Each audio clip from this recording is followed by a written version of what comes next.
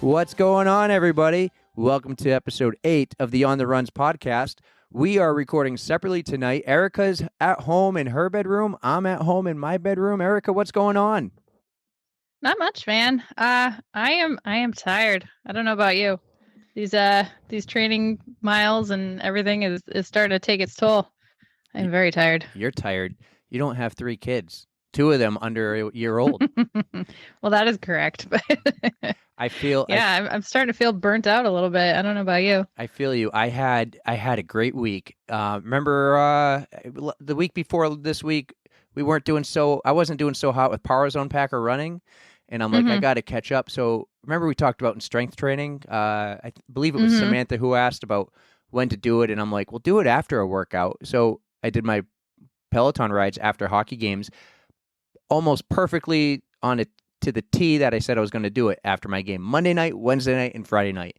And proud of you. But at the same time, yeah, I'm tired. So I was going to do the 75-minute ride tonight, and I didn't. I didn't either. I'm waiting until tomorrow because I'm very excited about this. I'm getting a professional bike fitting for the Peloton because I've just not been feeling confident and comfortable on the bike lately, and I'm like, something is weird. So I'm gonna get somebody to come over and like actually fit me to the bike and make sure everything is good. No way, coming to your house. I'm very psyched about that. Yeah.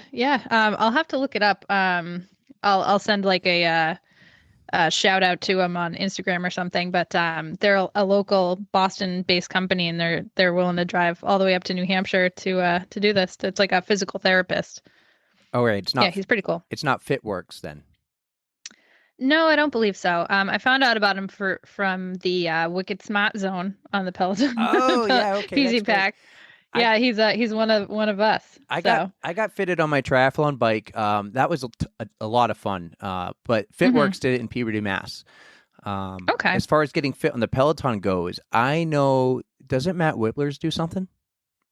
Yes, they do, but they do just virtual fittings right now. I would imagine. And so I'm a little like reluctant to do that. And once I found out he actually travels to southern New Hampshire, I was like, all right, this is great. I wonder. So, yeah. Hi, Maisie. Yeah, you get cat butt. There you go. I want to know how that goes because, I'd probably have the guy come here because I do feel a little weird. Ashley and I have to just switch a few settings. I feel like my handlebar placement is not right on it, and I've been messing with that. The seat placement is definitely good for me, but yeah. See, I feel like my whole bike is out of whack, so I got to get a professional opinion on that. What I don't want to happen is to do all this hard training on the Peloton and then get on my bike when it's nice out and just feel totally off because of positioning. Oh yeah. Yeah. Speaking of that, well, I don't have that problem. I ride on the bike that goes nowhere. Speaking of that, I got to bring my bike to Good Dales. I called them to be like, do I have to get an appointment? They go, no, just bring it by. I got to do it now. I got to do it in the winter when they're not busy. Because if I wait, there'll be like a 5-week turn time. I'm just knowing it. I got to do it. So how you been? You got to drop it off right before you come to my house for another taping. I could do it's right that. By my house. Yeah, right by my work as well. Maybe we'll see how this taping goes. So we're in separate locations. I'm busy tomorrow. So today is February 6th, my mom's birthday. Happy birthday, Mom! Happy birthday! We just got back from her house. Actually, had some cake, and that's another reason why I don't think I'll ride tonight. Because you're going to be in a sugar coma later. Yeah, that, and it's 9:15 at night, and we just got the kids to bed. That is true. Typically, we record on Monday nights, but I'm busy tomorrow, so I got Erika I said, hey, let's try this, something new. Let's go virtual. Let's, go Zoom it up. We're not on Zoom. We're on Facebook Messenger. It seems to be what works best for us. And maybe fingers crossed this comes out good. I know. If it's delayed, it didn't come out good. So, anyways, had a lot of snow and ice lately. Made me think of this. Are you a winter or snow runner? No. You see all these people running. Absolutely not. You see all these people running out in the snow? I see them, but I'm like, good for you. They're crazy. I mean, I do have a pair of those like spikes that go in your shoes, but I don't think I've ever had to use them. I love skiing, snowshoeing, cross-country skiing. The cold doesn't bother me. The wind stinks. The wind's the worst. but Hmm. I don't know if I'm ready to do the running in the streets with the snowbanks and the slush, and I'm not up for that. I'm not ready. Me either. I hate the cold anyways. But it just the safety thing is not. It's not 100%.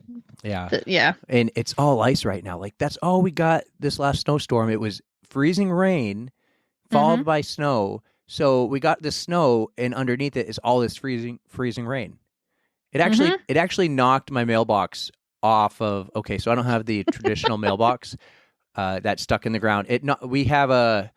Oh, my house is all weird, but we park in the back, but the mailbox is in the front of the house on a Hmm. gate, and so it's on the gate, and it got knocked off, and apparently it happened like Wednesday or Thursday, and Oh no. I didn't realize until Ashley said something, and the mailman wasn't dropping off the mail, so I see him Saturday, and I said to him, "Hey, I'm going to fix the mailbox. No worries." He goes, "Okay, I'll bring all your mail on Monday," because he said he was keeping it at the post office Hmm. because he's like, I knew your mailbox wasn't going to get fixed. It's buried in this snow and ice because it got knocked over. I have yet to fix it. After this, I got to go out there, dig this thing out, and fix it in the dark. In the cold. It's 12 degrees out, just so we can get our You have mail. to dig it out of what, a snowbank? Well, it's You're not a never snow. gonna get that No, out. like you can actually see it, but it's frozen. You need an ice pick. You Yes, need yes. Yikes. And I got to do it because I told the mailman I was going to do it. Well, now you have I to. There's your do. accountability right there. I know, and I feel like they probably don't like us because we don't like shovel. No one here shovels the sidewalk because no one walks on our street. We have a sidewalk, but Hmm. it's not one of those streets. So I just shovel a path, which is there's a fire hydrant right in front of my gate too. So I have to shovel that by law, Yeah. something like that. So he has a Oh. path to walk up, but this I feel bad because the guys they walk on the street like. I guess you're supposed to do the sidewalks for them, but nobody does. When I noticed others weren't, I wasn't. I have so much more to shovel already. Hmm. Um, I know everyone's probably thinking like, how could you? You know, you got it. No, I'm sorry. I'm sorry. I don't shovel the sidewalk. No one ever uses it, and it just Hmm. snows again the next couple days, and I got to shovel it again, and it's always at night, and I'm busy and I'm traveling, and if I can just get the cars out, I'm good. Yeah. That's a start. There Uh, you go. Now you got more to strive for. Yeah. Yeah. Hey, one of our Instagram posts over the week was, and I'm having so much fun on the gram. Um, I can tell, man. I'm glad you are because I don't have time for that. so But go for it. so Doozer, we talked about Doozer on Yes. the last episode, and I said you do your homework. Did you do your homework? I absolutely did my homework. Well, let's put it this way. I started my homework. I watched one episode, and of course, I picked the one that had Courtney Dauwalter in it because she's awesome and I love her. So that was such an awesome episode. And that right there, that whole like episode, it was what, 20, 22 minutes, 28 minutes. I watched the whole thing, loved it. But that is an example of why I'm starting to love ultra running. It's just because the community is so incredibly supportive because it basically sucks for everyone. And you're all in it together. It's like the pain cave that everybody goes to visit together. And she was also talking about having a major sweet tooth, and I'm just like the aid stations for ultra running, like it's unlike anything else. You get candy, you get pizza, you get like basically all the crap that you wouldn't eat normally. And it just like made me nostalgic for the Anchor Down aid station. And oh man, it was so much fun to watch. Juice box And guy, where you at? oh, juice box guy, soda lady, they were the best. But yeah, I loved her mindset of not being super strict with her eating, and I mean, I'm a super candy person too, like the gummy bears and all that stuff. And best part of the whole episode, I think, was when they both basically tripped, and I'm like, oh god, that's me. That is 100% me. So Courtney did trip, and Doozer almost got it all on video, but then Doozer did fall and like broke his camera. I'm like, oh shit, this is this is a pretty intense sport there, and they were just doing a like casual trail run, like I don't know, but It's oh beautiful where man, they were I running. oh yeah, that was what, Colorado? Yeah, but the But trail she runs, well, they met in the middle in that video, if I'm right. He's a Boulder boy, she's a Golden girl, right? That's what they I said in the believe that's beginning. what they said. Yes. Yeah, and Yep. Yep. they meet in the middle, but they're running on these gorgeous trails, They Um, had to stop several times to show you the view, which I definitely loved. I'm like, that would be me. I'd be like, all right, I'll run like a mile. Oh, but look at this view. Okay, I'll keep going, but look at this view. Yeah, it was so much fun to watch. So I will definitely be picking up some more episodes. But Ryan, if you have any suggestions as to which ones you like best, send them our way, and I'll do some more homework. I have a lot of Ryan Van Duzer video suggestions. I actually sent you Well, some. you can make me a list. I will. I will. I sent you one of his playlists when you did that trip to London, but I don't think you did it. He was running. I can't think of the name of the race, but it was in Mexico, and it was like a 50-mile race, and it was just Hmm. the Copper Cannons. It was the Copper Cannons in Mexico. I just still don't remember the name of the race. But so let me go real quick. Last week you did Erika Fangirls. Yes. This could totally be like an Eric Dude Crushes or something segment if we did that. Sure. All right. So a guy at work, when I got into cycling, gave me what I would call a dummy bike trainer. Just basically you put the wheel on the trainer and you spin. And it has like a resistance knob. Doesn't give you any stats or speed or watts. I got this thing for the winter and I'm riding it from my TV trying to find something good to watch on YouTube. And I came across Ryan Van Duzer, who at the time had like 15 to 20,000 followers on YouTube. And I'm following this video of him mountain biking, bike packing, camping along the Baja Divide in Mexico. And the cinematography he used was just these stunning images. And he just seemed like such a cool guy. And I'm watching his videos and just like amazed. I'm like, I want to do these kind of trips. So I follow him, and he had like what I say 20,000 followers at the time. He now has 141K followers. Wow. He's blown up, but we're talking though that was in the last 4 years. I even showed some of his videos to Steve, and throughout that time, I've been able to communicate with Ryan through Instagram. And text. That's right. I got his number. Dude crush Eric here. Well, that all started because he was in Boston and shooting film for something, and he made an Instagram post about, hey, I would love to meet people in Boston if anyone wants to do any adventures or something. So this guy, it's January, I don't know, maybe 2018 or 19. 19, yes, because I was doing Ironman Mount Tremblant that year. And he was paddleboarding just outside Boston in the ocean. Like, I think just outside Nahan. In the middle of winter? Yeah, it was like January 8th.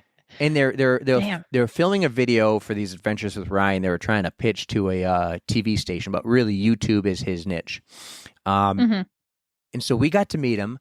We hung out for the day. We went out to and grabbed dinner with him. Oh, he's such a cool guy. He's so positive and upbeat. Everything he does is really cycling. He doesn't have he does have a license, but he doesn't have a car. He just cycles everywhere around Boulder, Colorado, and then does trips across the country or the Baja Divide. There's another ride. He just did the Colorado Trail. That one looked brutal and tough. But these rides he does are tough. And then he goes and runs these 100-mile races. Did he ever do his 200-mile race? He said during that video with Courtney, she convinced him to do a 200-miler. Have you heard anything? In those, I don't know how old that video is, but the video is not that old. No, the video is probably like 2 years old. Okay. He has not done a 200-mile race, to my knowledge, in the last 4 years. I do recall him saying that. But he's had a lot of projects that he's worked on, and most of it's cycling, but he does all the running. And like Burning Man, he does that race. Yeah, they showed a clip of that in the video. That looked interesting. I kind of would like to look into that because there were just people in costumes and like, what was he doing laps in the desert? Like, what is that? He loves dressing up in the costumes. He'll do it up. He just has fun. Nice. Super positive, spirited dude. His best product I think he's ever put out is something called Love Cycles, and he biked across the country with his girlfriend at the time. And just everything he did with those videos were amazing. He actually tried to post a video twice a week the first half of the trip. And he's like on Instagram, he goes, guys, this is too hard. I'm just going to finish this trip, get all the video, and then post it when I get back. And I believe he's basically done that ever since with all his trips. He'll do the trips. You can Nice. follow on Instagram, and then he'll put them out 1 or 2 videos a time during the week after the trip. And I think it gives him a better opportunity to make the videos the best quality that he can when he's at Yeah, and home. it gives him the chance to actually enjoy the trip while he's doing it, right? Exactly. So like, because on Mm. their off days in a hotel, like they would take a 0 day, he would be Hmm. spending 8 hours editing a video, and he wasn't enjoying his time, whether he was at like a state fair somewhere or a Hmm. motorcycle rally or Ragbri. Ragbri is so cool. I want to do that someday. Basically, you bike across Iowa with 20,000 other people. Um, Cool. yeah, it's cool. So he's awesome. Everyone, I suggest you follow him. I know I'm dude crushing here a little bit. That's going to be a thing. Hashtag dude crush and hashtag Erika fangirls. Oh, that's Very nice. cool. We each have our own thing. This is good. But Yeah. yeah, so Van Duzer, when he commented on the Instagram, I was like, oh, I should totally do like a segment like you have and just call it Exercising with Erica. He And he loved it. goes, yeah, go for it. Like, do it. I think you It's said like, something like, excellent. said something like, could I do this? And he goes, do you think I could do this? He goes, I sure do. So he's awesome. And Yeah, he's, look for that in the future, maybe, yeah. everybody. We'll see. And he's got a new girlfriend. Oh, yeah. I wish I pulled her name up, but she's an ultra runner. Oh, awesome. Yeah, I'll find that for you later. Everyone will have to do their research. He's awesome. Sounds good. Still communicate with him from time to time. I'm going off here. Apparently, I have a huge dude crush on Doozer. I think we should talk about our interview. Yeah, let's do it. We teased you a little bit in the last episode. It's Sarah. As you'll learn, I have a really difficult time saying anything with an S. Sarah's running the Boston Marathon. I know Sarah because she's dating my high school friend, Mike. We were hoping Mike could get on, but he was out. But we had Sarah. She was awesome. It's our first time. So we already did this interview. We recorded it, and I got to work on my editing skills and get the interview into this podcast. Erika, what you want to preview her interview? Get everyone a little excited because you're the Boston Marathon person here. So am I talking about her interview or mine? Well, Yeah, so like just the whole fundraising for Boston thing. Sarah's gonna tell you all about it, but it is one of the most incredibly rewarding experiences that you can go through. You spend all this time training and fundraising for amazing charities, and it just culminates in one of the most incredible road races in the country. So I'm just super excited for Sarah and her journey, and I hope you guys enjoy listening to it. yeah. So the idea is the Boston Marathon's in April. It's on Patriots Day. It's a Monday in April. Mhm. I think it's the 18th this year. So we're about 2 months out, and our thought behind this was to preview the Boston Marathon a few months ahead because of all the training and fundraising that goes into it, and to create awareness for the fundraising teams and for Sarah's fundraising team. And if you know anyone else who's running, like, so they're going through a lot right now, not just training, but having to raise, $7,500 all the way to 10 grand you had to raise. And that's extremely stressful. It's not easy. It takes a toll on you for sure. Like it is a looming number that you you can't get out of your head.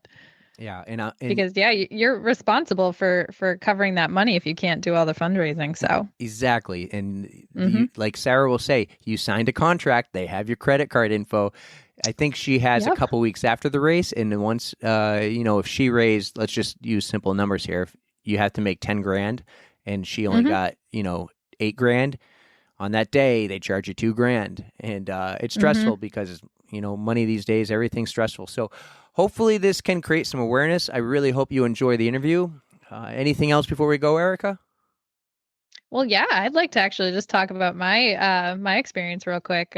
So in 2018, that was my Boston year.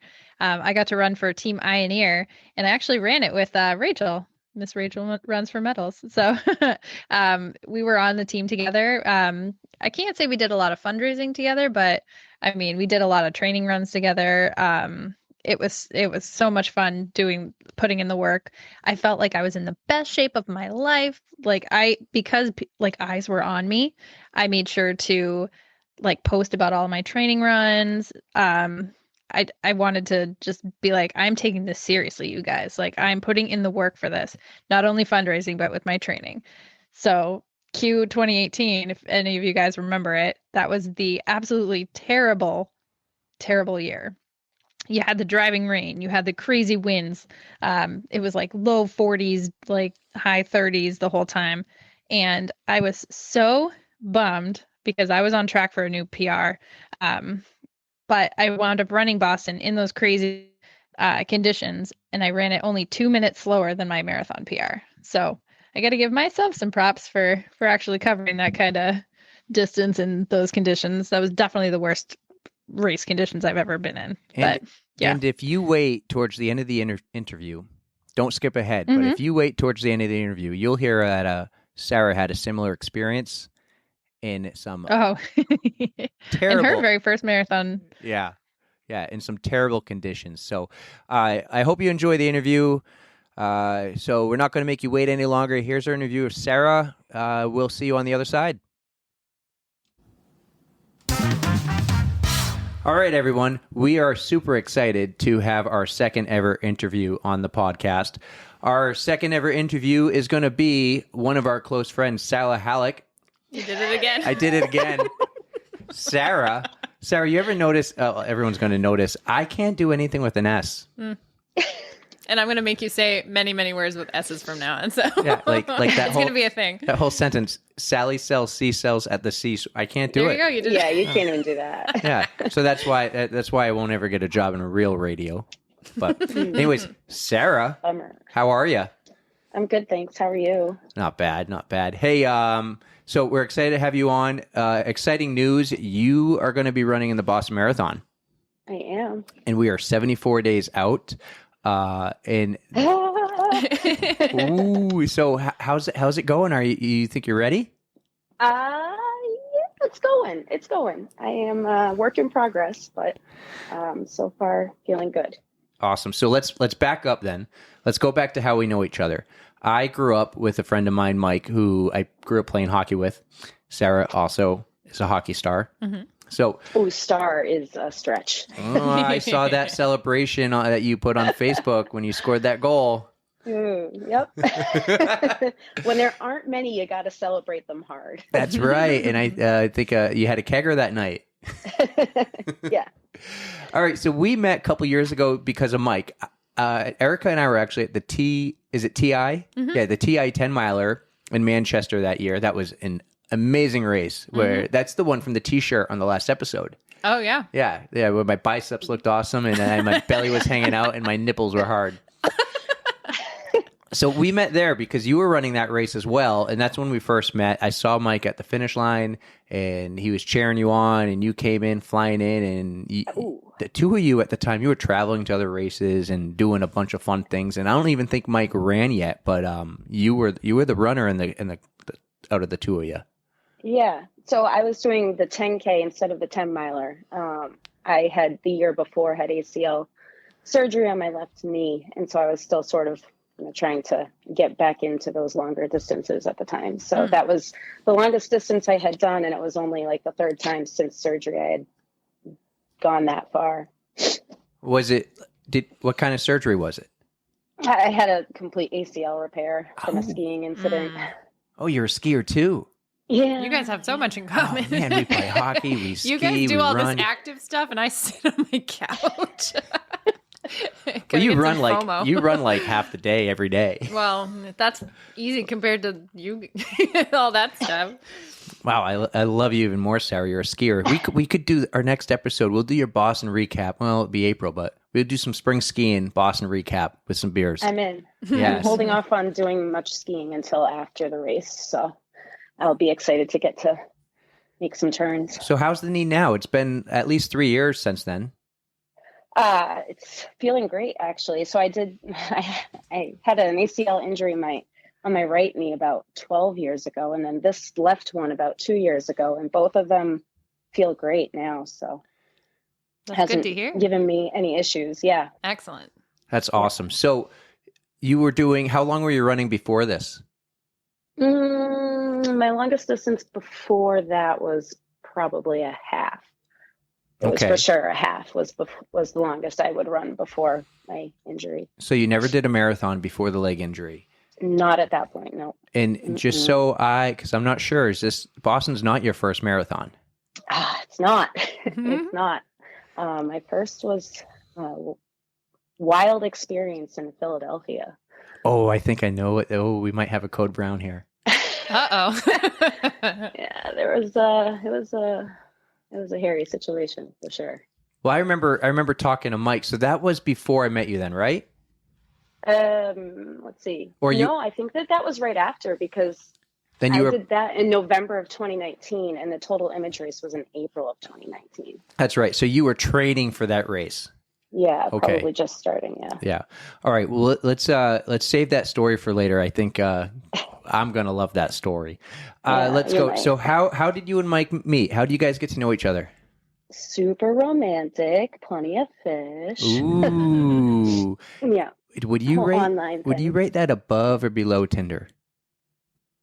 Personally, I mean, I would say above Tinder. So I met Ashley on Tinder. All right. Yeah, I swiped right. We both swiped right. All right. Yeah. All right. So you guys met, and then you were the runner, right? He didn't run at all. So yeah, I know he didn't run. Yeah. He wasn't really running so much back when you met me at the 10 miler 10K. But he would come to a number of my races, and he would come and support and cheer and all that. And he started to get to this point where he was like, well, if I'm coming to these races, people seem cool, like gives you something to do, and it's, exercise and all that. Maybe I should consider just doing some of them. I like that attitude. I got to get my boyfriend in on this, but he has no desire to run whatsoever. So you'll have to give me some tips as to how to convince him to start. Well, he said he thought people were cool, and he met, you and me. So, I mean, if that's not reason enough, I don't know what is. So yeah, I think he'll be in a minute. All right, let's hope. So you just went, oh, that would be cool. So you just went to Clearwater, Florida? Yes. How was that? It was cold. Really? Did you do the Millennium races down there? I did, yeah. That's we went awesome. down for that. Now, it was a great time. It was a ton of fun, and it wasn't snowy like up here, but it was definitely chilly. We got a lot of snow when you were down there. Mm-hmm. Yeah. Yeah. That sounds like, it looks like a fun event from what I can tell. Millennium puts that on, right? Yes, they do. And how many people you think from New Hampshire go down to that? I think they announced that there were roughly 150 people from New Hampshire there for the weekend. So, yeah. Now, I think I saw people from other parts of the country went too. Yeah, I think I did see a few others. There was someone out on the course that was talking about Michigan. I think she was telling some story about running in Michigan. I don't know if she's from there or she went there, but there were definitely a whole variety of people for sure. Is that an event? Was it your first time doing the Clearwater event for Millennium, or have you done it before? I know you do a lot of Millennium events. Yeah, we've done a lot of Millennium events. Joined the Millennium group back, I don't know, probably in 2019, I think. But this was my first time going down to Clearwater for their weekend. So they have a group. They have the Millennium has a club. Erika's nodding her head like, yeah, you didn't know that? Yeah, they do like workouts and like group runs on Saturdays and stuff like that. It's pretty cool. Yeah, they offer track workouts like Tuesday nights during the nice weather outside at Livingston, or most of them are at Livingston. And then during the colder months, they do like club track workouts at the Dome, I think, in Bedford. Well, next time you do one of those workouts at Livingston, it's like 6 minutes from my house. Let me know. All right. I'm going to go crash it. I'll go crash it. Nice. I'll probably go and watch from afar first time and make sure I can hang. There you go. And then maybe one day I'll join you. I'm fairly certain you'd be able to hang. Well, a couple of years ago, yeah. In the middle of the hockey season for me, I don't know. I mean, I feel like it takes me a solid month after hockey to catch up. Like, I fall out of shape during hockey season because I'm not playing hockey. I'm just officiating. And then I'm going out and getting, wings and beer with the other refs and enjoying ourselves. And I definitely lack in the cardio and the strength training. So hopefully doing this will, keep me on it. Erika's keeping me honest. She's making sure we're on a team right now for Peloton, and she's like, "You got to get your workout in, and you get points for the team." Mm-hmm. Can't let the team down. That's a huge motivator for me, at least. So let's get into Boston. You're running your first Boston Marathon. Yeah. How did you get into the Boston Marathon this year? Because I know it's a process. It sure is. So this isn't even the first time that I've applied for a team for the Boston Marathon, but a group of people that I've actually done a few Ragnars with. I've done the Ragnar New England and the Ragnar Cape Cod with a great group of people that are all part of the Mike McNeil organization. And I know the Mike McNeil organization. Yeah. I did a pub crawl with them a couple of years ago. That's awesome. Oh, that's a great pub crawl. I do that every year. You know what? I probably have come across you a couple of times and I never would have known it. So it's funny, actually, I was listening to one of your earlier episodes and I heard you talking about your Reach the Beach team, your Penguins Marching South. Yep. And I had to laugh because I was like, I'm fairly certain that somewhere in the house I have a Penguins Marching South Reach the Beach magnet. We do that every year. We make like 100 magnets and we just slap them on any van we can find. So that would be so awesome. Yeah. So I also have a team for that where I'm on the frequent flyers for that team. So you may even have one of my magnets. Very possible. I'll have to check it out. Yeah. But so I've done frequent flyers I've been on the frequent flyers team for Reach the Beach for 5 years, and I've done 2 years of Spartan. I've done 2 years of Ragnar races with MMO, and MMO has 2 teams. They do a guys team and they do a ladies team. And so I've run with them twice for Ragnar Cape Cod and Ragnar New England. And for that, it's a fundraising team. And all their fundraising money goes towards MGH cancer research. And so through them, I, learned more about the MGH team for the Boston Marathon and how, they have teams for the pediatric cancer team. And so a couple of years ago, I applied for the team for 2020 and I got waitlisted. Super bummer. And they ended up calling me a couple of months later and saying, hey, we have a couple spots that have opened up if you're interested.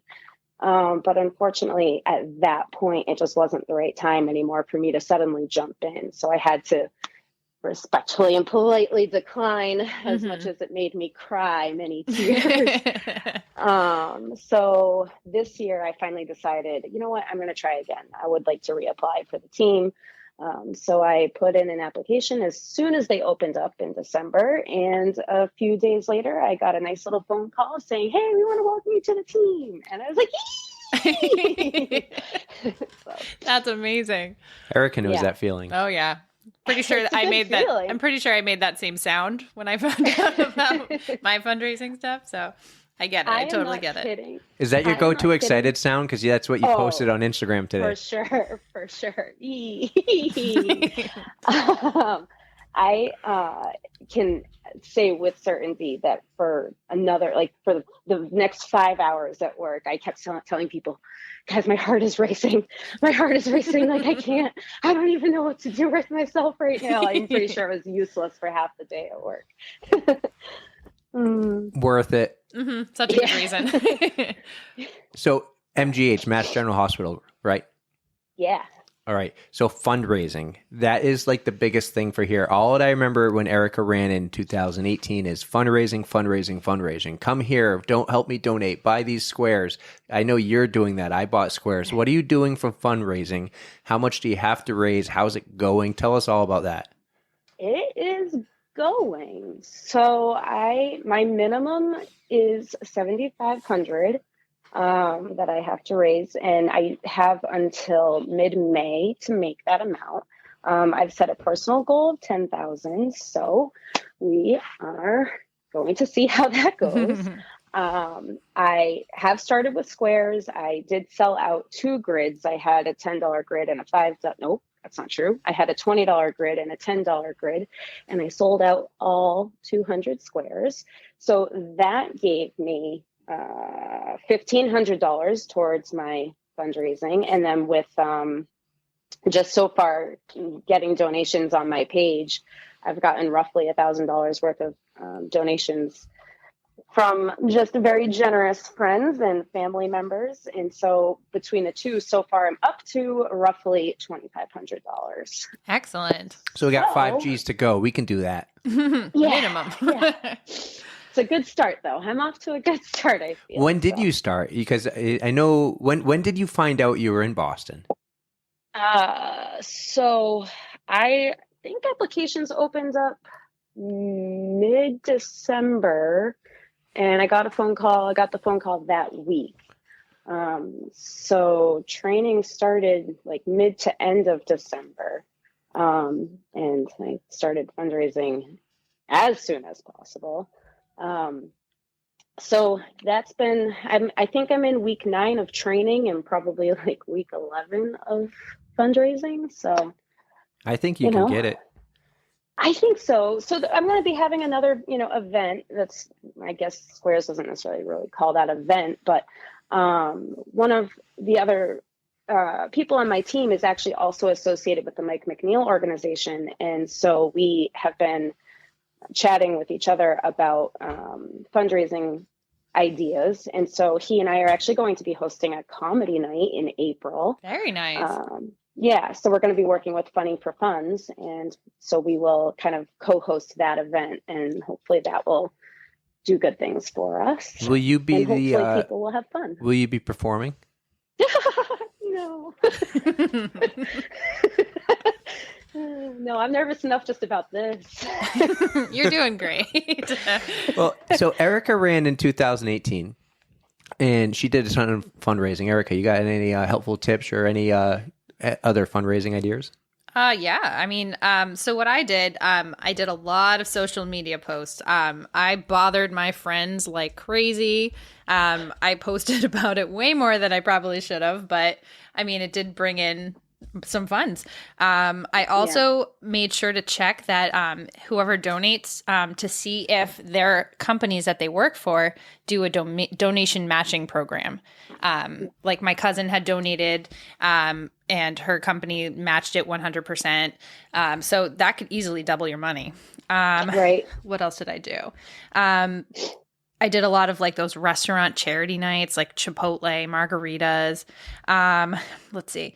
I bought a roll of raffle tickets, and my boyfriend, he works at a pretty large company, so he would just go around to his coworkers and be like, "Hey, doing a 50-50 raffle. Who wants tickets?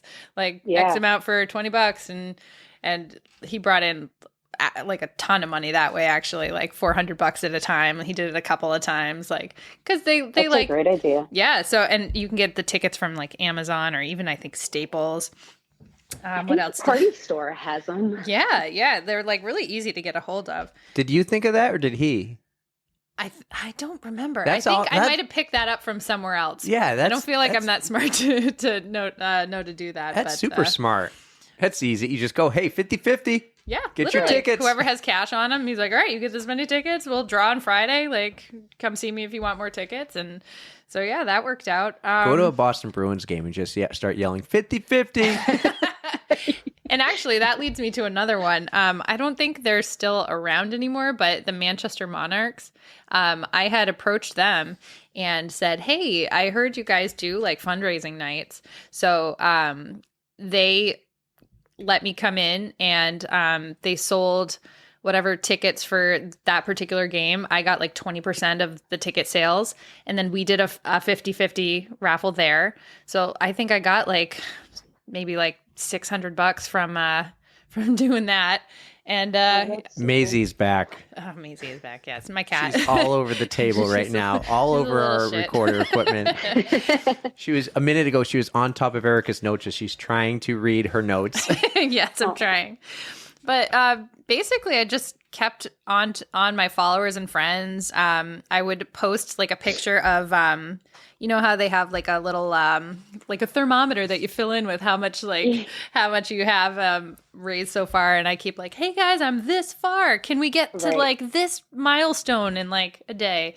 And just try to offer some kind of incentives, like if you donate $5, I'll let you put a song on my running playlist, or like just so cool. pretty much anything.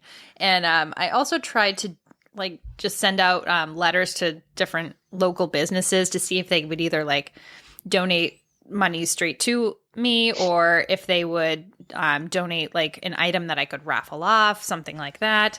That didn't totally work for me, but I mean, it's trying to get it out there. You were hustling. Oh, I had to. I had a $10,000 goal, and all of this work that I did, I wound up raising $11,200. Oh, that's awesome. Yeah. So Awesome. I hate asking people for money. So I would be absolutely scared for my life doing this. It was terrifying. I was so stressed out over this, but I do one charity event a year, and my goal is usually $500, and I usually get about $1,000, and I sell raffle tickets. And that's how I do it. It's like, hey, raffle tickets, and it's not 50-50. It's just raffle tickets that the adaptive sport partners give us, and I make like hundreds of copies and just sell them and then hand them all in, and I got my money. nice. But 10 grand, 7,500, and right, tell me if I'm wrong, if you only raise $6,000, you got to pay the other 15, right?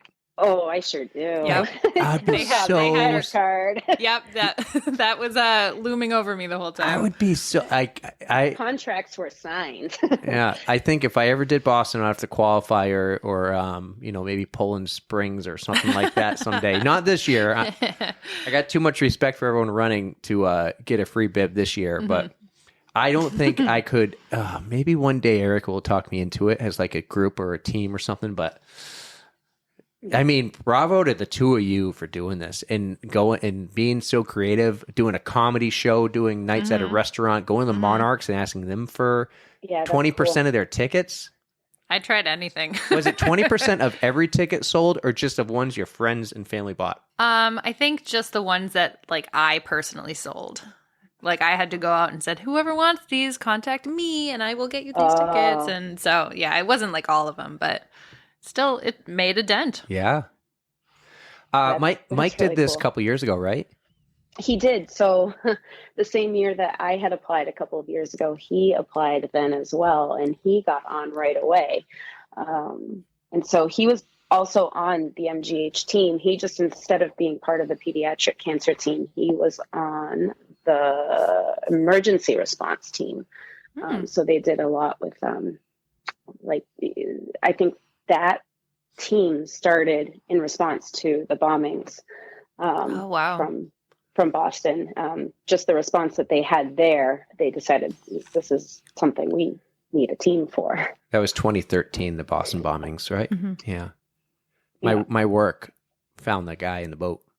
No way. It wasn't my work, but it was Your technology, right? the police found him, but our technology did on the helicopter, our infrared camera. So cool. It was like, I think you told me that. and I was before. like, my company did not like capitalize on the marketing side of it. They're not that good at the marketing, I think. But no one from there really listens. They should hire me in marketing. But anyways, did I say that out loud? Anyways, I was only at the company for like 7 months at the time, and it was so cool to see the video image of our infrared cameras. Wow. Finding the guy in the boat. But we'll go back to current day Boston. So Mike had to do all that raising, but the bad news for Mike was COVID happened. Yeah. So what his ended happened? up Did being he? virtual? Yeah. So did he still he still finished? He still like did all his raising though, right? Of money, fundraising, or was? I think they allowed a little leeway with them that year. Well, good. I'm glad they being did. Honest, I think. So it got postponed and then it got canceled. So he did virtual, and that is when you and I ran with him. Right. So I ran the first half with him, and you took over with his brother for the second half. But he used the Manchester City Marathon course as his course for virtual Boston. That's right, because Boston didn't want everyone flocking to the streets to run the Boston course because of COVID. So they're like, hey, just do it on your own where you can. And so Mike ran the Manchester course, which is a tough course. It's not an easy course for sure. No, absolutely not. It was my first marathon though. When did you Oh, run was it? it? Oh, when did you run it? 18. When did I run it? 16, maybe? I don't remember. I did Ironman Maine in 18. I did Mont Tremblant in 19. And the Manchester Marathon was a test for me to know I can actually run a marathon, which would have been like 9-10 months out of Ironman Mont Tremblant. Nice. So, all right, awesome. So you're on a roll. We're going to help you out with some fundraising. We're going to, I guess, when's that comedy night? April 9th.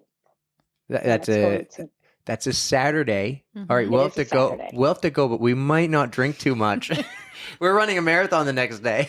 No. Yeah. What about a Oh, better that's way really to cool. celebrate than running a marathon the next day? Maybe There you go. maybe Yeah. we should try to drink as much as we can and then record us running the marathon the next day. No. Oh, that would be a thing. So you can do that. I'm not going to do that. I'm It'd gonna be good shut that down. content. No. I want to do well. I'm trying What do you to call well. a code brown that goes out the other way? Oh no. What marathon is it? We're doing the cheap marathon. It's Oh yeah. it's in Derry. So it's got 2 loops of the Derry, Wyndham, Salem Rail trail. Mm-hmm. Yep. So that should be an interesting one. And our friend Denise will be there too, who we had on a couple episodes ago. She'll be doing that race, trying to qualify for Boston. Oh, that's awesome. I'd like to say Qualifying is not something that would be in the cards for me. I kind of feel the same for me, but I think Erika's getting a little confident. I want to. I'd like to push, but I don't know. She if has I'm some there goals, and you only got to shave off like. yet.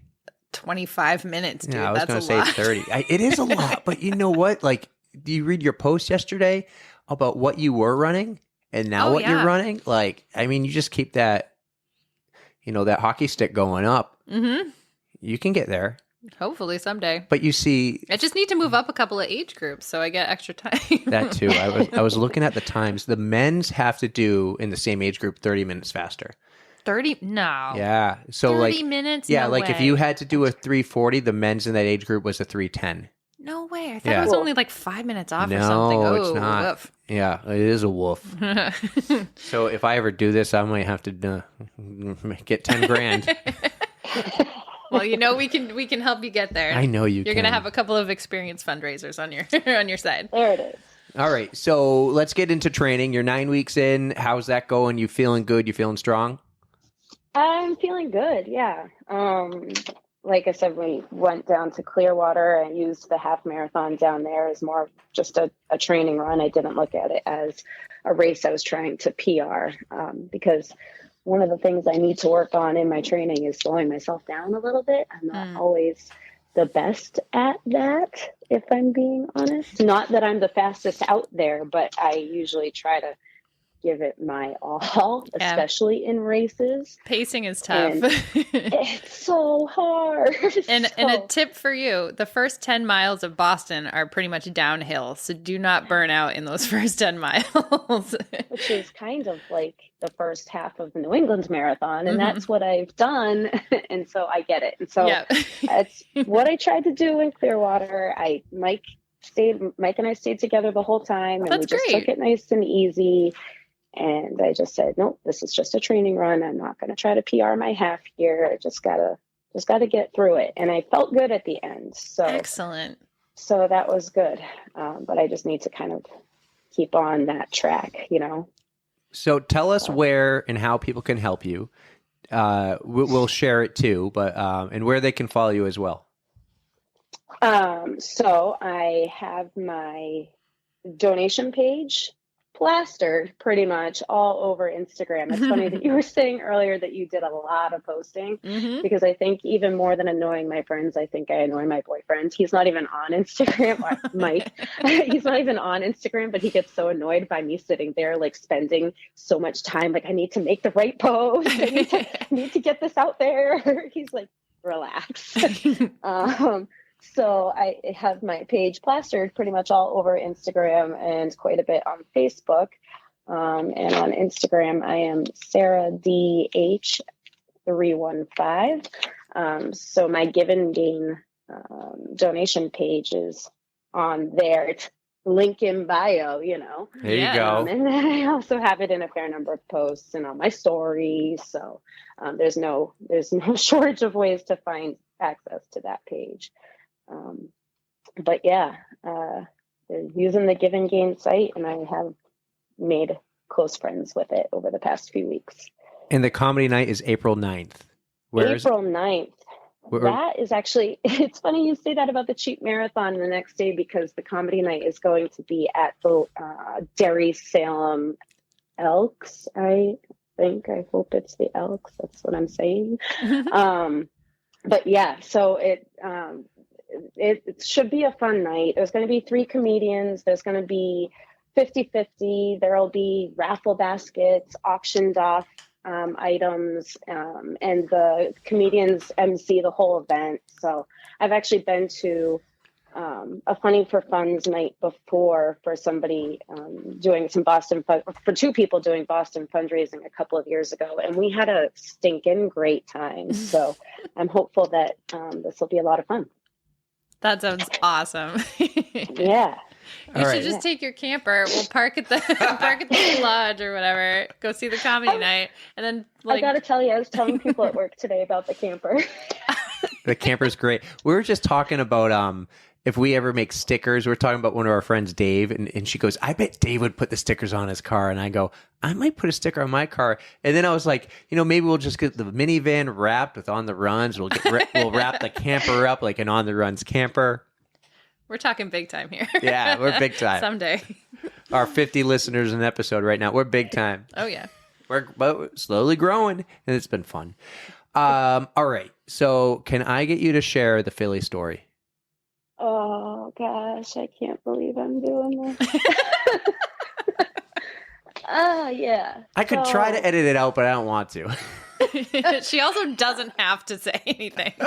Just feel like you don't have to, Sarah. No, I mean, it's good. I feel like it's fine. So we're just going to hope for better at Boston, but essentially Philly was a bad day. Philly, so Mike ran his first half that weekend, and it was my first full. We got down there and we drove down, I think, on a Thursday, and his race was on Saturday, and he had the most beautiful, clear blue skies. It was cold, but it was just beautiful out. It was perfect. Like, I'm running a half marathon weather, and then my race was on Sunday, and it rained, it snowed, it hailed, it sleeted. Oh, If there was a precipitation that could fall from the sky, it did. And it was November, so it was cold. Miserable then, right? Totally Totally. miserable cold weather. And so about 11 miles in, I started to say to myself, I already wasn't feeling it. I was already sort of like, this is just not my day. But around 11 miles in, I said, "This is what did you call it before? I think you called this Code Brown. A river is flowing." Oh yes, the river flowed. So at one point I started to say, you know what, I could really probably find a porta potty. Yeah, all right. I think the next one's coming up, so it'll be fine. It'll be fine. I don't really even have to go that bad. Let's just be safe. Let's be safe. So I got there, and the line is long, and it is downpouring, and I'm in this line, and some people are even jumping ship on the line, and they're going and finding the nearest tree, and I'm like, nope, I'm not ready for that. I've got this.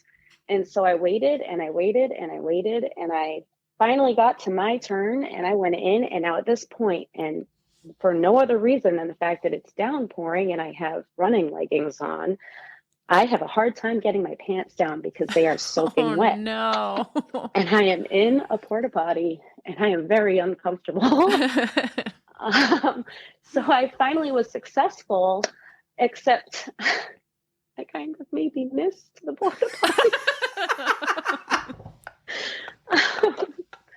I think I might cry right now. Don't cry. And so let's just say I then was mad that the rain caused my pants to be wet and for me to have such an issue, but then also glad that it was raining so hard because it masked the issue. There you go. That's a bright side. I still didn't really want to leave the porta potty, but I knew there was still a line of about 30 people that were waiting for this one. So I said, I guess I just gotta go. I guess I just gotta exit this thing right now and hope for the best. And so I carried on, and at one point I was texting Mike and I was like, this is not my day.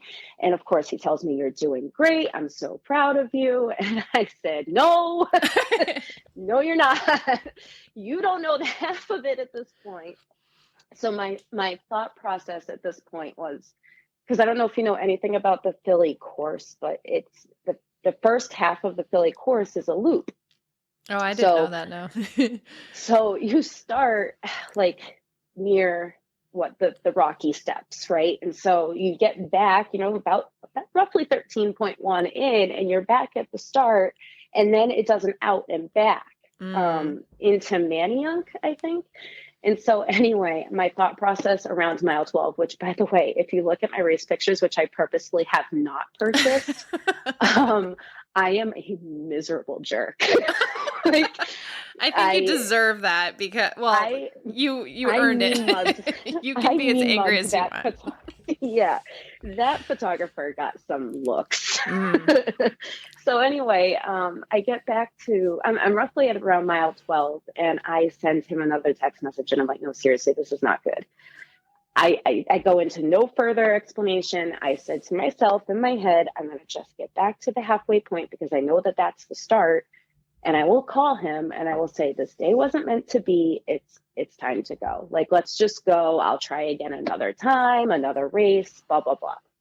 And I get back to that start. And as I'm just about to pull my phone out of my pocket to call him, who do I see standing on the other side of the fencing? But he's standing there like, yay, I'm so happy for you. You're doing great. And I'm just started to cry. And he said, no, it's fine. And I said, no, I'm done. Let's find a shuttle. And he said, absolutely not. You've trained too hard. You've worked too hard. You've been too excited. We drove down here. You get back out there and you go out and you run another 13 miles. And I'm pretty sure I gave him a hug and ran away saying, okay. Tears coming down. I like this Mike guy. That's awesome. That's the kind of support you need. Hey, this story had a great ending. That's perfect. Yeah. Congratulations on that. That was your first, right? That was your first marathon. That was my first marathon. That is so much to overcome. Like, once you are mentally beaten down by weather and incidents and whatnot, it's so hard to come back from it, but you did, and you crushed it. That is awesome. I promise you one thing. The weather will be better at Boston. It might not. I'm knocking on wood for you. I hope it's gotta be. 3 years ago, it poured in Boston. Yeah, I know. Erika ran it. That was my year. It was terrible. Yeah. So it can't be any worse. That's fine. That's okay because I've experienced that, and I'm open to it now. I'm just going to go into it with an open mind. What do they say? Embrace the suck. Embrace the suck. That's right. That's right. So I just want to, go into it with an open mind and try for a better time result. Yes. We will see. So will this be the second marathon? Second marathon, yes. Okay. All right. Yeah. Well, I think we're going to be there. We're going to try to be there. In some way or another. Yeah. Yeah, we really are. And if we're not, I won't be racing. So I will just try to meet it with Mike. Mm-hmm. Depending on what you're doing, Erika. Hopefully. Either volunteering or winning a bib. We'll see. Yeah. Probably volunteering. So we'll post where I'll be stationed later. Well, Sarah, this was awesome. Thanks so much for coming on. I even think you might make hockey tonight. I think I probably will. I think they'll be pleased because I think they were talking about trying to find subs. Oh no. Yeah. So go put a few pucks in the net, score a hat trick. Get an assist. Okay. Assists are great too. Block a few shots. Post a video. Wear a helmet with the face mask. You don't want to be like me with a bunch of fake teeth. Yeah, I am fully masked with the cage. I assure you, I've had enough incidents. I don't need that. Well, amazing. Thanks so much for coming on. Good luck with the rest of your training and your fundraising. We will help you out any way we can. I can't give you 10 grand, but we'll help you out. And hopefully we can make it to the comedy night. And, whenever you start something new, let us know. Like if you do a movie night or a restaurant night or a Boston Bruins night, let us know and we'll try to help you out. You got it. I would love that. Thank you so much. Yeah, and hope to see you before then, but if not, we'll see you at the finish line. Very good. Thank you for having me tonight. This was a lot of fun. Absolutely. We loved it. Thank you, Sarah. We appreciate it. Good luck. Thanks. Hey everybody, welcome back. I just want to throw it out to Sarah. Thank you so much for coming on the podcast. We had an awesome time talking to you, and we loved your stories, especially the Philly one. But before I forget, I forgot to mention while speaking with you, you should definitely check out when you're doing your training. See if your charity works with John Fury and his 26.2 marathon training program, because he does Saturday group runs that you should totally get in on. He starts running the group runs. It's like Saturday mornings at 8 a.m. or something like that. He starts around Fenway and he takes you down Heartbreak Hill and back. And it's a great opportunity to get to know the course, get to know fellow charity members and all kinds of stuff like that. So definitely check that out if you get a chance. I think it's totally worth it to spend your weekends getting your long runs in and checking out the course and all that stuff. So look into that. His name is John Fury. That's cool. Yeah. Sarah. Yeah, I did that a couple of times and it was so worth it. So the beginning of the interview where I can't even pronounce the word Sarah. We did that how many times? What was it, three? At least three. I was, yeah. Fourth is the charm. I don't know. Yeah. So the way the interview started, when we finally got it right, and one time I remember we actually did okay and the phone got cut off. But when I was listening to it, and I was like, "Hey, Sarah, how you doing?" She goes, "I'm good." I'm like, "Oh yeah, she's annoyed I can't say her name still." That was okay, great. Though. That was great. She gets the idea. The Philly story. Oh, I love that. I love stories. That's what we're about. It doesn't have to be Code Brown, but it was an epic, awesome story, and I'm so happy she shared the story. I'm glad that, because I think now, like at the time, I get sometimes those things happen and you're embarrassed or don't want to share. Like I'm sure Mike knew right away, but years later, like you can, that's, everyone has moments like that. You run through a marathon in the rain and have that whole incident waiting in line, and then she missed. So not only guys miss, everyone misses. And then how positive it was at the end when Mike was a hero. I'll call him a hero. Mike, you're a hero. Just being positive and saying, no, you've worked too hard. You're not just going to, you're going to go out there and do this. Go out there, run 13 more miles. And love that story. You're not a quitter. Yeah. So the whole story was fantastic. I'm so happy she shared. I'm so happy she didn't text me back later and say, please edit that out. I sent her. We don't do that anymore. We don't do any editing. I sent her a sound clip of me going, could you please share the Philly story? And she's like, oh my God, I can't believe I'm doing this. And she laughed so hard at it. She goes, that's hilarious. So I'm like, good. I think we're good. I think we're in the clear. So Sarah, thanks for coming on. Again, we will help you out. We will post. Hopefully we can make that comedy night. April 9th. That would be great. Yeah. So we determined we're going to drink as much as we can and then run the cheap marathon, right?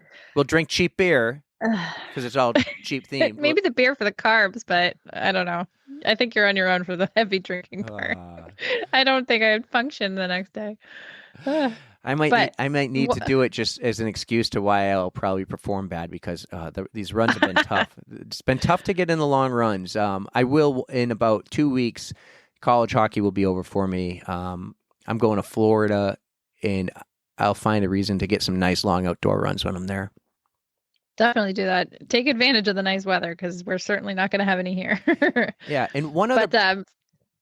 Oh, sorry, I stepped on your toes. One other Boston Marathon thing everyone should check out on YouTube. Go to YouTube and search "Man with the Halo." His name is Tim Don. He's a triathlete, and he got in a wicked bike accident when he was, you know, possibly going to win Kona Ironman World Championship, like 2 days before, broke his neck, and he came back to run Boston 6 months later. I think, and that was the same race you were in, Erika, in the rain. Yeah. I think. Yeah, actually, I found his name on the Boston poster from 2018 because they printed out posters with everybody's name on it, and you mentioned it. I was like, oh, there he is, and I was really excited. I think I sent you like snaps about it. And you watched that fun. YouTube video a while back, right? I did. You did your homework. It was a good video. Nice job. That guy's a machine. Absolute machine. He's so funny too. Anyways, Yeah. I just wanted to mention the Tim Don Man with the Halo because of Boston Marathon there. So I thought the interview was good. I thought we did Me good. too. Yeah. We're getting better at this. So before I forget, this will make Sarah happy. Her story about Philly totally reminded me about an experience I had when I was running the Berlin Marathon back in 2019. Do you want to hear it? Please share. I don't think I've ever told you. Oh, this is good. Well, so it was just there's so many people running those majors. Like it's insane. So waiting before the race even starts, super long porta potty lines. Of course, there's like no TP in any of them. I actually brought my own tissues because somebody had mentioned it, and I'm like, oh, you guys are so smart. But so finally make it through the porta potty lines. They're absolutely ridiculous. Going to the starting corrals, and I'm walking and having a good time, and I just turn my head to the right, and there's a lady who just drops trout right next to us and is peeing in a bush. And I was like, I can't honestly say I've seen that before. Like for men, it's different, of course, but just a woman just dropping trout. Good for her. I'm like, I mean, if you got to go, you got to go. But that's just, it was a very interesting race experience.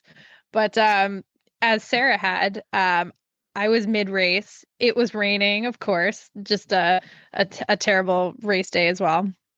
And I really had to pee. So I went over to those porta potties that they had along the race course. And once again, no toilet paper. And I had used all the stuff that I had brought. So of course, I'm just like, whatever. I mean, I didn't miss, but you kind of do what you can with no toilet paper. And I have chafed so badly after that bathroom stop. It kind of made the rest of the run pretty miserable, just the rain, and it was not a good afternoon. But yeah, I was recovering from a stress fracture on my leg, and it was a very slow race anyway, so just being absolutely soaked. Then finishing the race, I made the mistake of making 5:00 dinner reservations. It was probably 4:15 when I finished the race. I had to run after running the marathon. I ran all the way back to my hotel, which was a good maybe like 3/4 of a mile. And no, actually, I think it might have been more than that. I think I did like 27.5 miles, like after like the whole time. I get to the restaurant after showering real quick. I was so queasy and just not feeling good.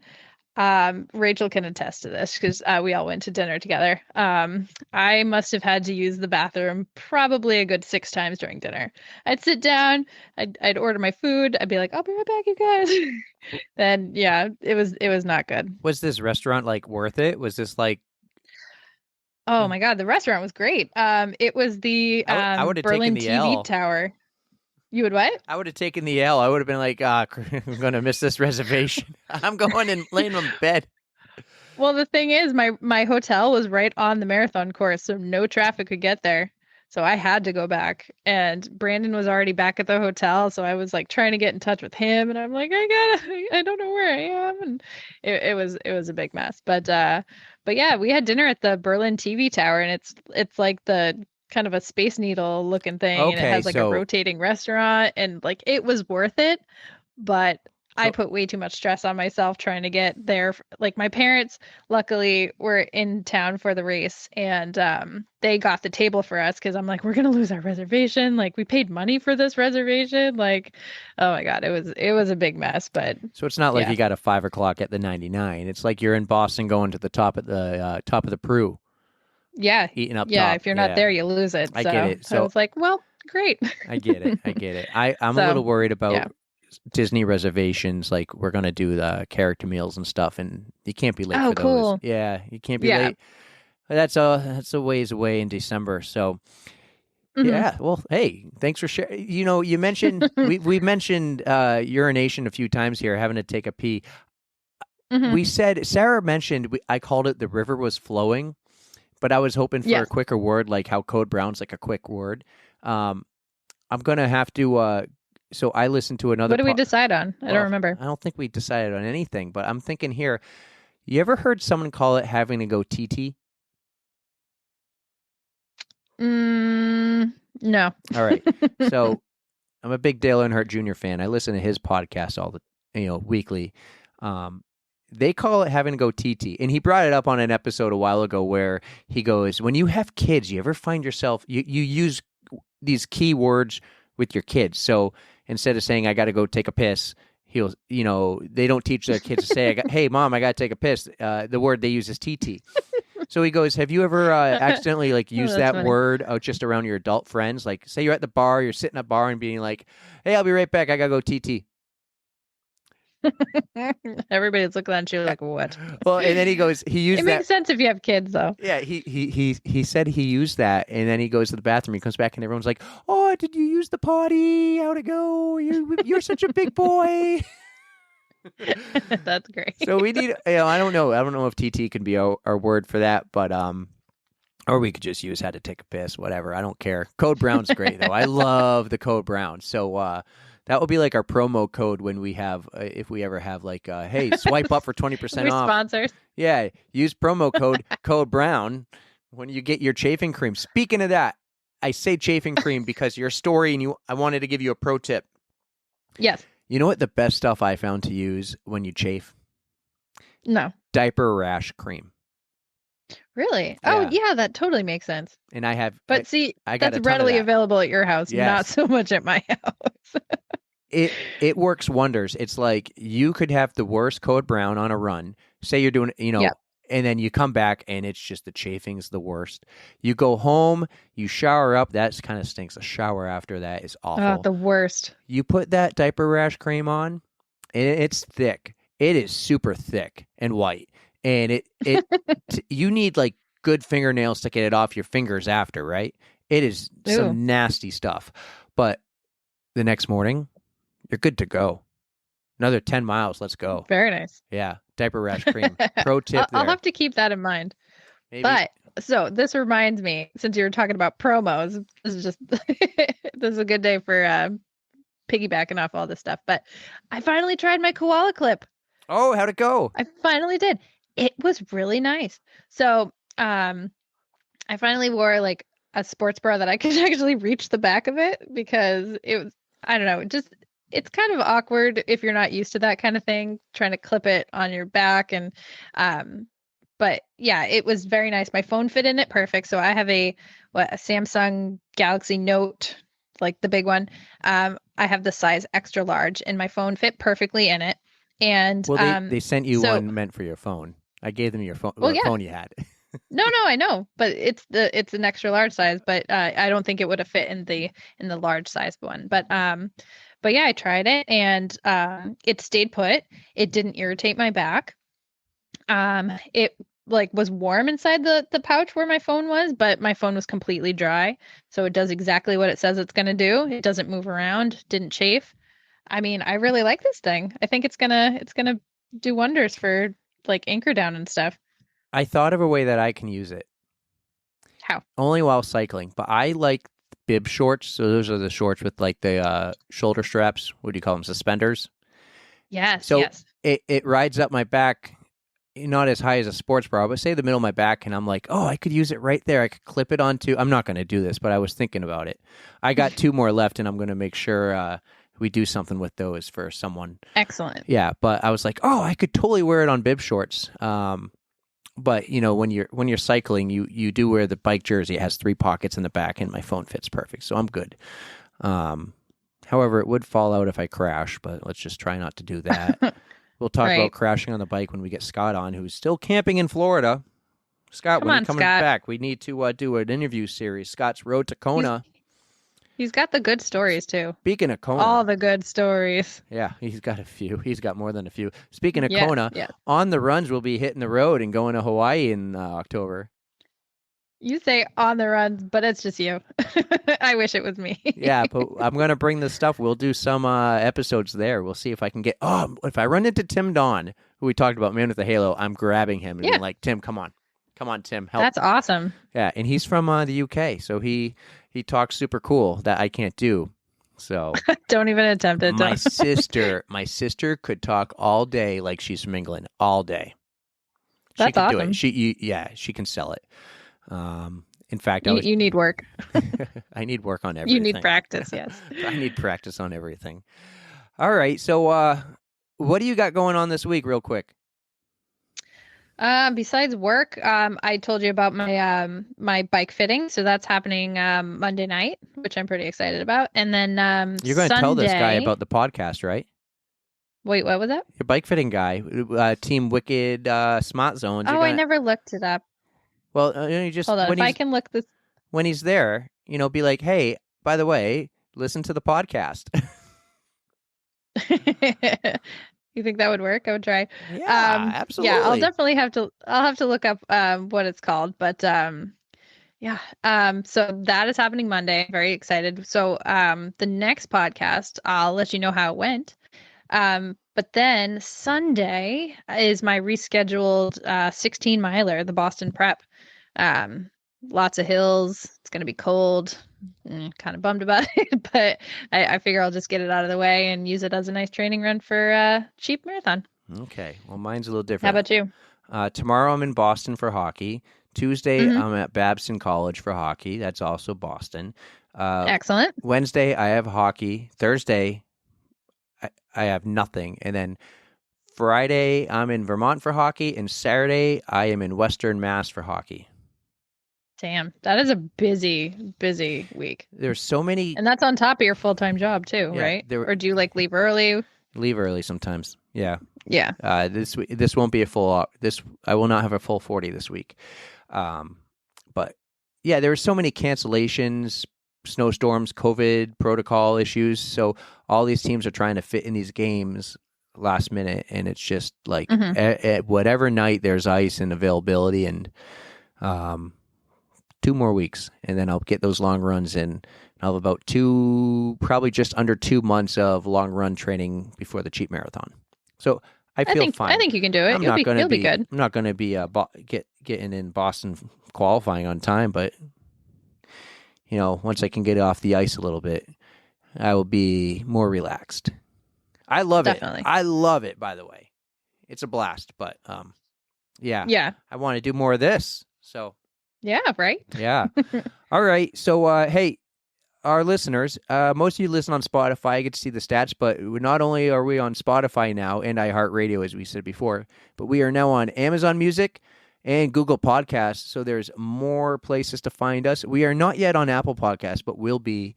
That one's a little difficult to get on. You need me to set that up, so I'll work on that for you. I do. I don't have iTunes, and you need to help me out there. Or Hannah. Yeah. Hannah, can you help me out?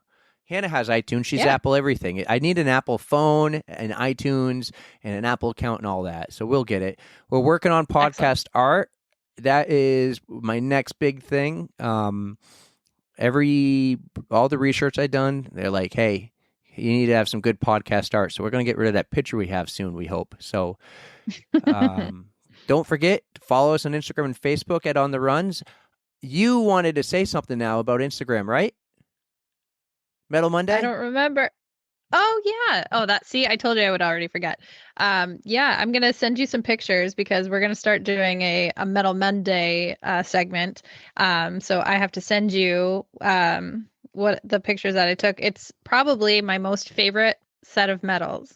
And I say set because it was part of a challenge. So stay tuned tomorrow for that. I'll send it to you right after this. That's awesome. I had something else to say, and now I can't think of it. Yeah. But, yeah. I know we're running along, but I got to tell you this. I got to tell you this because I've held on to this story because I want to tell you and I want you to hear it for the first time. I have a couple friends named Lisa. In my phone, one one of their names is Lisa Wellness because she was the wellness instructor at my work. The other one was Lisa Wheeler, and I worked with Lisa Wheeler years ago down in North Carolina. And I still see, she just had a kid like a year or two ago, and I still see her on Facebook. I wanted to call Lisa Wellness because there was a time I hated running. And when I had kind of like a heart-to-heart with her, like, I hate this. I was signed up for, it was only the Signet Elliott 5K, and I was out of shape and fat and didn't want to do it. And I said, after this race, I'm going to buy a bike, and I'm not running anymore. I'm going to be biking. And I did exactly that. But years later, now I'm running all the time, and I have a running podcast. So I wanted to tell her, hey, look, you should listen to the Come podcast. a long way. Right. And wanted to catch up with her first off. So I'm texting her this whole time, and I go, remember when I told you I hated running? And she goes, yeah. I go, and now look, I love running, and I doing the triathlons. I run with a bunch of friends all the time, and we talk running. Now we have a running podcast. I'm going back and forth. And then I realized I'm texting the wrong Lisa. And I'm texting Lisa Wheeler, who I haven't spoke to in 10 years. And I'm like, hold on a second. Do you know who you're talking to? Like thinking maybe she's just responding to a random phone number that's texting her and all excited. She goes, yeah, it's Eric. What's up? And I'm like, oh my God, I just realized I was talking to the wrong person, but like, how are you? I miss you too. And she That's goes, nice. She played it. well, and then she goes, by the way, since we last seen each other, which was 10 years, she goes, I've run 13 half marathons and I love running. And I'm like, and she goes, Do we have a new interviewee? Oh, that's great. Because you know what else she does? I don't know what you call it, but she hangs from the ceiling on like these, like bed sheets. I'm going to call it bed sheets. Jessie does that. Aerial Yes. yoga, aerial something. So as I'm texting her, she's like, yeah, I'm at my aerial place right now doing practice. I'm like, something's wrong here. Why is this like Lisa Wellness wouldn't be doing this? And then I realized, oh my God, I'm talking to Lisa Wheeler. Nice job. Yeah. Hey, we've gone long here, but this was awesome. Oh, I think it's a success. Doing the now it all depends on your editing now. I know. Can you put it together? Yeah. No pressure. Yeah. All right, cool. You'll be fine. You'll be fine. I have faith. Yeah. So last one. Who's going to win the Super Bowl? And are you going to watch? I know you're watching. Am I going to watch? I just want to see Snoop Dogg and Dr. Dre. I'll get to watch after. That halftime show is going to be great. Yeah, I'll get to watch after the kids go to bed. Like tonight, I'm turning on the NASCAR race. They built a racetrack in a football stadium. They built a Really? they built it in the Los Angeles Memorial Coliseum. They built a half-mile racetrack in the football stadium, kind of like how the NHL does the Winter Classic.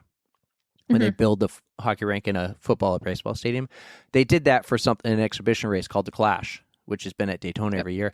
So after this, and after I fix the mailbox, fold the laundry, I'm going to go check the DVR, fast forward through the commercials, watch the race. It's a short one. You got your work cut out for you tonight. I don't know if I'm going to That's sleep a lot tonight. Of And I'm doing the podcast editing first. I want to get this out tomorrow, and I'm excited to learn. Well, priorities, man. Pick your priorities. Podcast number 1. Unless the kids I feel wake like up. mailbox should be up there. You're right. No? Yeah, I know you're right. I don't want that mailman to come with all my mail for the last 3 days and be like, that guy lied to me. And never bring me my mail again. Yeah, you don't want to piss off the mail carriers. No way. Let me get our outro music set up. Hey, what are you supposed to say? You guys ready for this? Don't forget to stretch. Yeah, I messed up. That's a long pause. Yeah. I had it muted. All right. Hey, let's do that again. One more time. Let's go. Don't forget to stretch. Wait, no. And this is where no editing comes into play. See you later. Bye, guys.